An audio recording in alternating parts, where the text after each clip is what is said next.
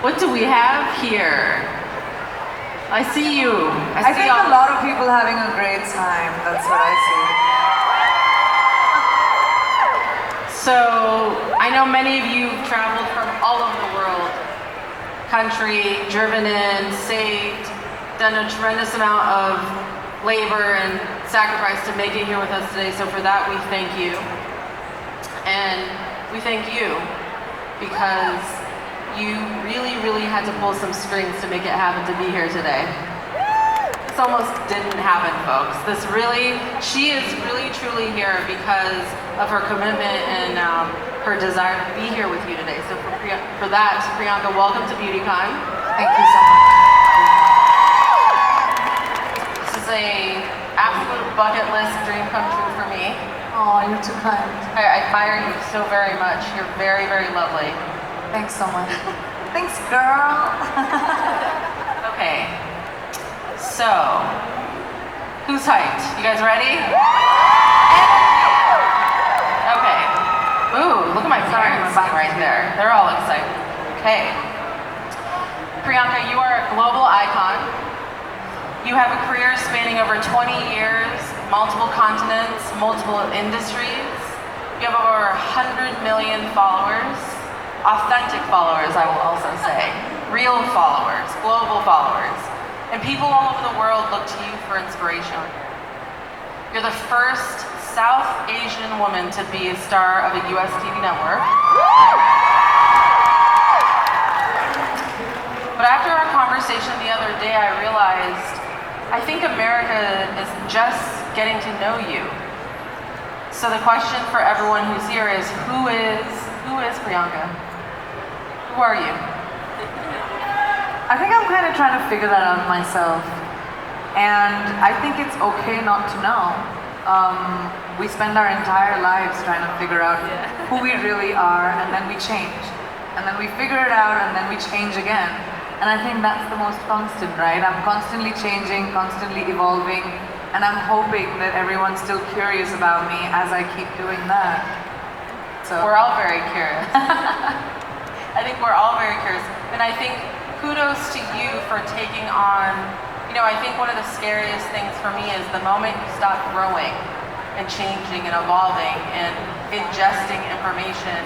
I feel like life is really no longer what are you doing at that point? So congrats to you for expanding and coming here. So we're excited to have you.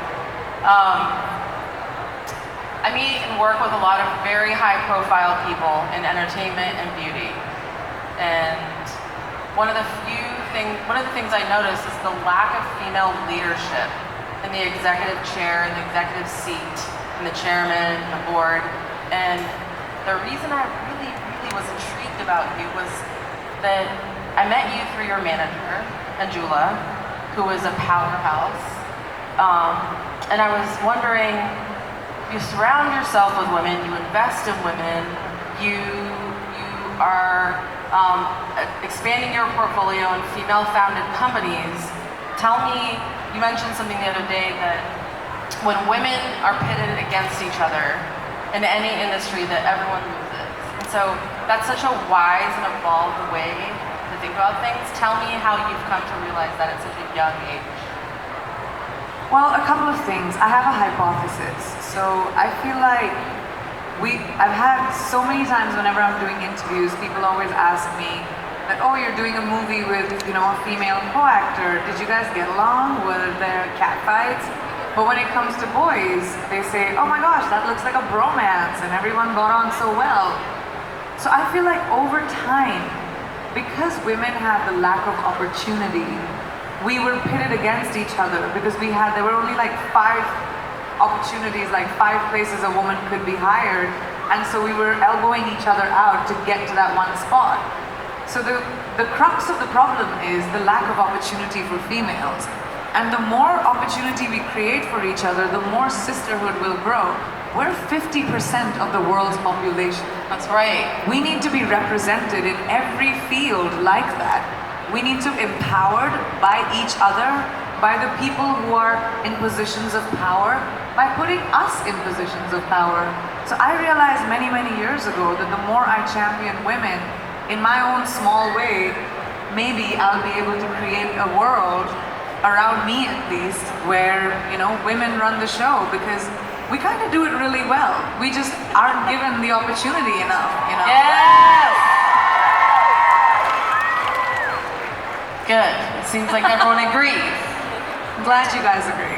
I like a feminist crowd, male and female. Because you know what feminism is? Tell us.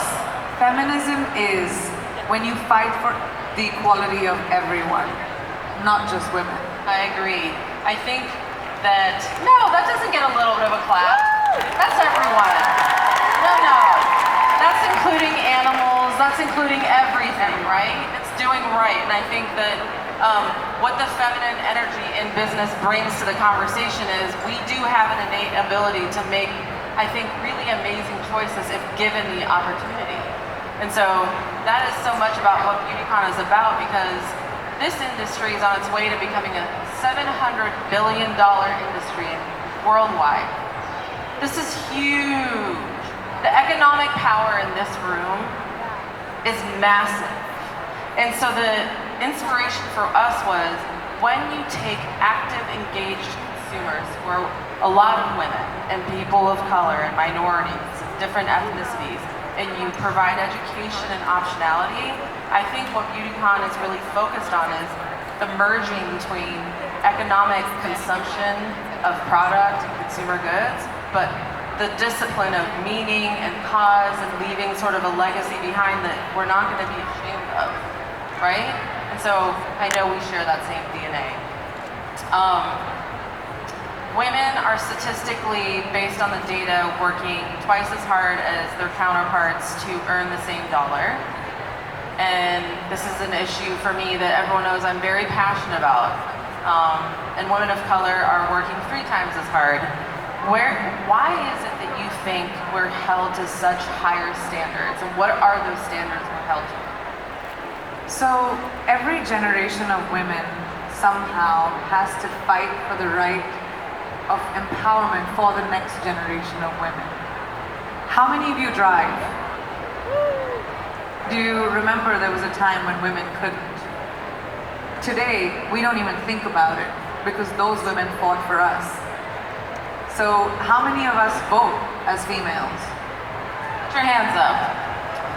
There was a time we couldn't. Now we don't even think about it. So we, as women, everyone in this room and everyone in this world has a responsibility to our future daughter, to our future granddaughter, to change the world in a way where they don't have to think about lack of opportunity. They don't have to think about diversity. Diversity shouldn't even be a conversation. It should be normal. When we look around this room, there's not one kind of person. I don't even see one kind of person in one row. And that's our normal. And that's the world we will create for our daughters, for our kids. We will create men that empower the girls around them. We will create men that respect the girls around them and create a legacy for their children going forward. And I think that's our responsibility, and we need to take that really, really seriously.